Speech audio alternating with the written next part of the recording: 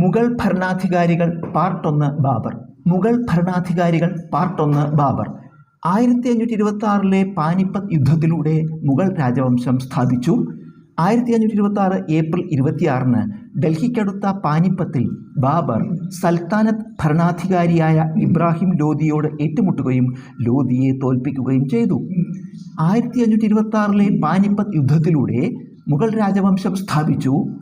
1526 April 26 ഡൽഹിക്കടുത്ത പാനിപ്പത്തിൽ Babur സൽത്താനത്ത് ഭരണാധികാരിയായ ഇബ്രാഹിം ലോധിയോട് ഏറ്റുമുട്ടുകയും ലോധിയെ തോൽപ്പിക്കുകയും ചെയ്തു. 1526 to 1530 ആയിരുന്നു ബാബറുടെ ഭരണകാലം. 1526 to 1530 ആയിരുന്നു ബാബറുടെ ഭരണകാലം. സാഹസികനായ മുഗൾ രാജാവ് എന്നറിയപ്പെട്ടു. ആത്മകഥ എഴുതിയ ആദ്യ മുഗൾ ഭരണാധികാരിയാണ്.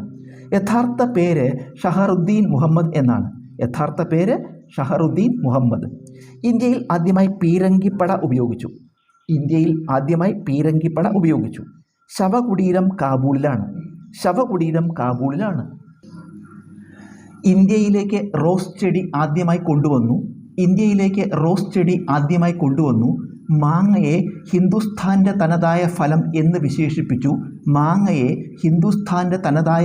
എന്ന് വിശേഷിപ്പിച്ചു.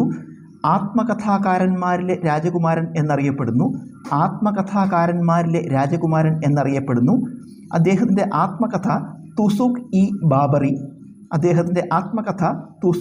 ബാബറി ഇത് രചിച്ചത് ചഗത്തായി തുർക്കി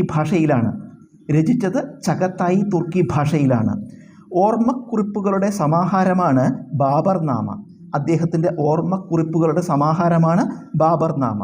ബാബർ ജനിച്ച ഫർഗാന ഇപ്പോൾ ഉസ്ബെക്കിസ്ഥാനിലാണ്.